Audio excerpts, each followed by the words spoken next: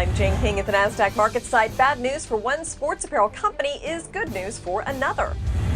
Mannkind Corporation has been on a roller coaster ride. Can the struggling biopharma breathe new life into its operations? And cable critics are teaming up against a Charter-Time Warner merger. Will the coalition stop mega cable?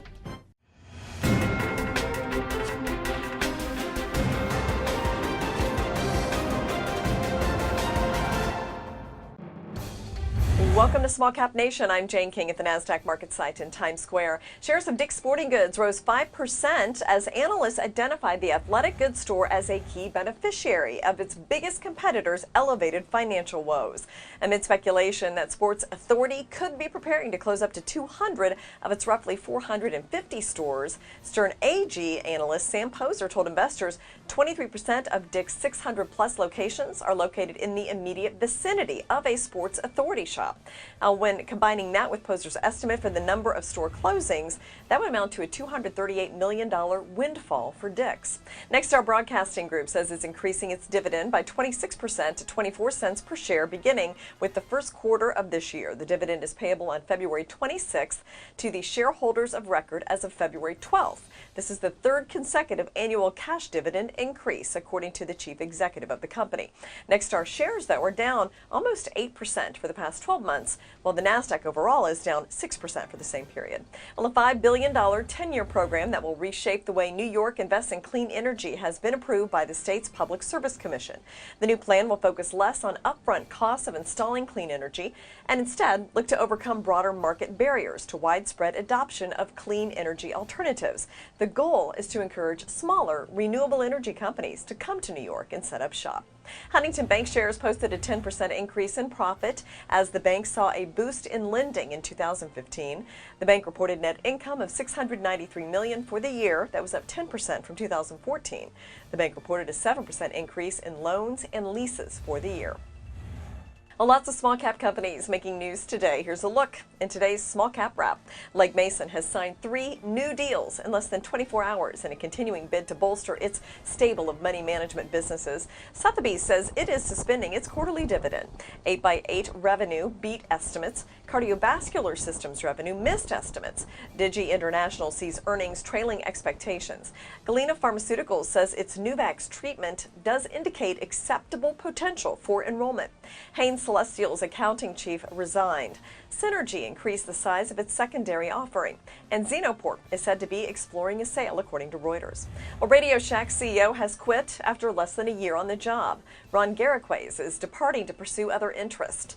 Garriquez is a former Dell executive with more than 30 years in the consumer electronics and mobile technology businesses.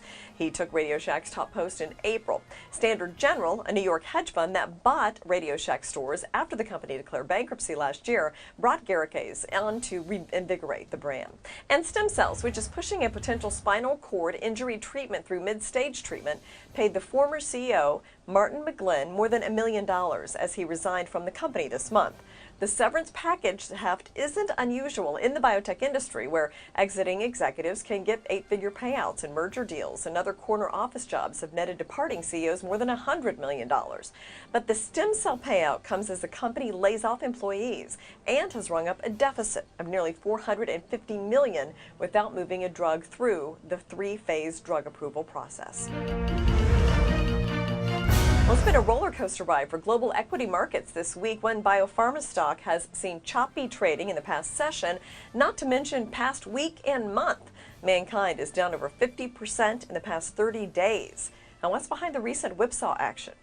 Mannkind shares are back up on Friday, but for the week, it's in the red. The big news for the biopharma this week, Mannkind signed a collaboration and license agreement with Receptor Life Sciences. The deal includes upwards of $102.3 million in milestone payments and royalties on future sales. That is, if all goes well. Now, this may seem like good news, especially with the way healthcare has been performing, but the deal does not include any cash up front, and Receptor Life Sciences is a newly formed entity. The terms of the Mannkind and Receptor Life Sciences deal means that rights to pipeline drugs were handed over, and Mannkind will handle formulation studies with both firms collaborating on clinical development. Receptor will be picking up the tab. Now, Big Pharma Sanofi pulled out of its marketing agreement with Mannkind, which slams shares.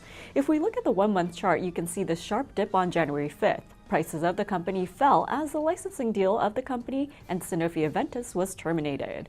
With the squash deal, Afrezza, Mannkind's inhaled insulin product, would not be developed and sold in partnership for the U.S. market. The deal could have totaled a pretty big sum, $775 million. Mannkind's proprietary technology has been referred to in potential partnership deals. What makes its Technosphere technology distinct? Sales of Afrezza have disappointed to the downside, but Mannkind and Receptor Life Sciences plan to create product candidates with the Technosphere platform. They say the compound will treat inflammatory disorders and neurologic diseases. Right now, Afrezza is Mannkind's sole product that has been approved by the FDA. Mannkind will be taking full control of the product from Sanofi this year. Now, the Afrezza inhaler works with cartridges of inhalation insulin powder. As for the Technosphere technology, it is a proprietary method of delivering dry powder. There are potential partnership deals that could transpire with this technology. Now, the method mimics intra-arterial administration of drugs. Inhaled insulin products have been explored by other companies. Pfizer removed Exubera back in 2007, and this was due to weak sales as well as concerns about safety. Now, Sanofi was also involved with rolling out the insulin product. Now, the big question is whether Mannkind will be able to expand adoption and sales. After transition talks, termination is expected no later than July 4th of this year. Some reasons cited for weak sales of Mannkind's product include lack of effort to seek insurance reimbursements for Afrezza and lack of specialized equipment in doctors' offices for the drug's mandatory lung function testing. Sticking to biopharma names, there are rumors that Xenoport may be considering a sale to buyers. How likely is it that a deal would go through? There are rumors that Xenoport is in the early stages of exploring a sale. Shares of the company popped by 4% on Friday on takeover whispers. Now, according to sources, the Santa Clara-based company is working with an investment bank to pitch potential bidders. Xenoport is working on treatments of neurological disorders. It announced job cuts after several R&D challenges and after its CEO retired. It currently has just one approved drug, Horizon, for restless leg syndrome. Last year, Xenoport's oral psoriasis candidate ended late-stage trials after mixed phase 2 results.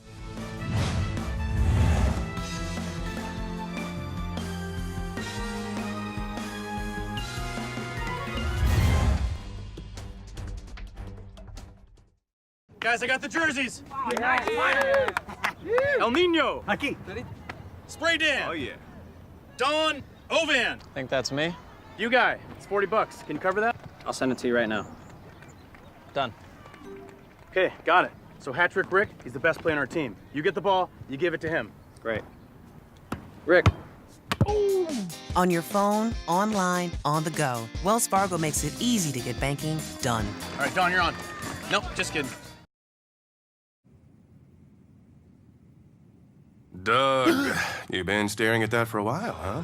Listen, TD Ameritrade has former floor traders to help walk you through that complex trade, so you'll be confident enough to do what you want. I'll pull up your number. Blammo. Let's get those guys on the horn. Ooh. Looks like it is time to upgrade your phone, Douglas. For all the confidence you need, TD Ameritrade. You got this. Let's go, Serena. Fight. Come on, fight. Stay low. Come on, Serena.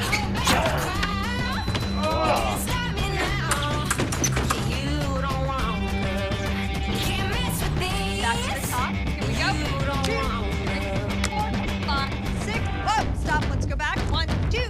Whoa, we're gonna stop there. I bet we can do it even better. It took tennis legend Serena Williams, fencing champion Tim Morehouse, and the world-famous Rockettes years to master their craft. But it took them only moments to master paying bills at Chase.com, depositing checks at Chase ATMs, and transferring funds on the mobile app.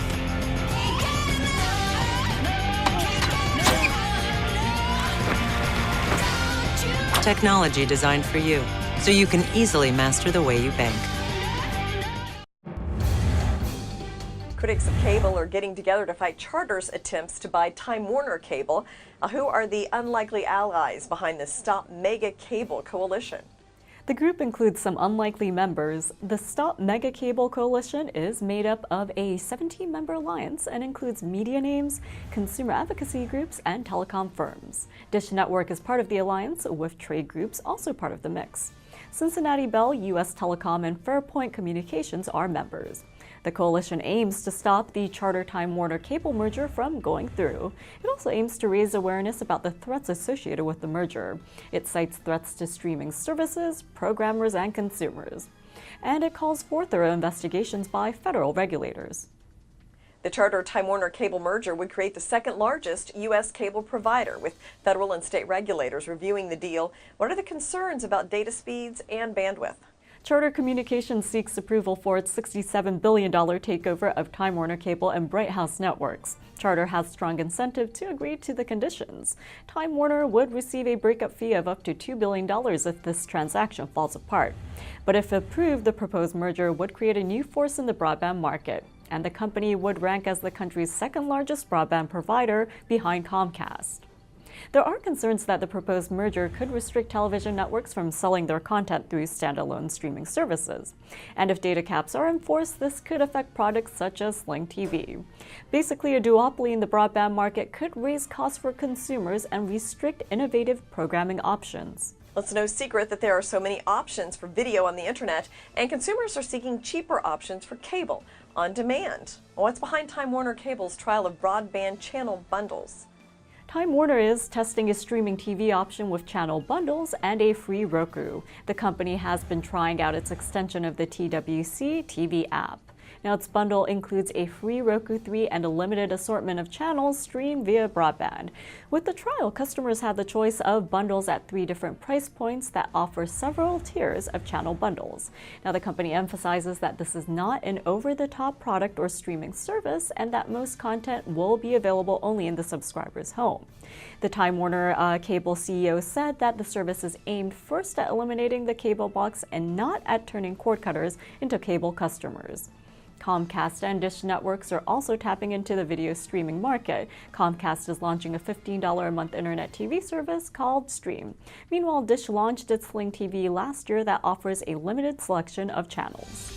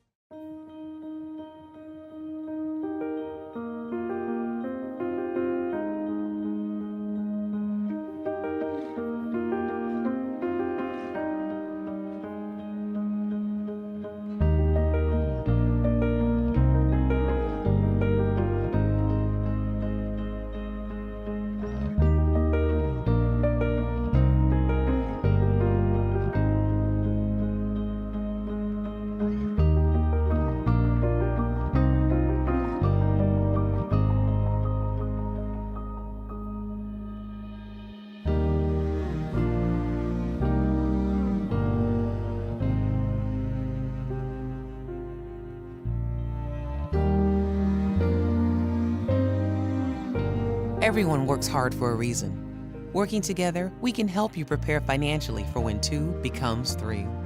Wells Fargo. Together we'll go far. You want to be the best investor you can be. You want to cut through the noise of an overwhelming amount of analysis. You want the insights that will help you decide which ideas to execute and which to leave behind. You want your trades executed in 1 second or less, guaranteed and routed with institutional quality technology. Look no further. Open an account and find more of the expertise you need to be a better investor. When I got the phone call that we had received the grant, I held my breath. To have a program like this is a big reward. Being a Chase Mission Main Street grant recipient is a game changer. One of the biggest surprises in starting a small business is the number of hours we should work for the first 20 years. One of the great things about this grant is that it is going to let us invest in some additional inventories. It's going to allow this business to go to the next level. Being a recipient of this grant, we can't be thankful enough. It's a dream come true, and I'm still in awe.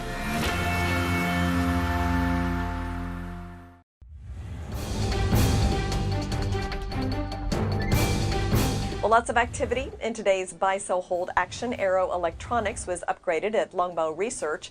Columbia Sportswear raised to outperform at Robert Baird. First Industrial Realty was rated a new buy at Jefferies. MGIC was removed from the conviction buy list at Goldman, although it still remains a buy. And WEX upgraded to outperform at Wells Fargo. Thanks for joining us for Small Cap Nation, and we'll see you back here Monday. Until then, check back for the latest news and research on smallcapnation.com, Facebook, and Twitter.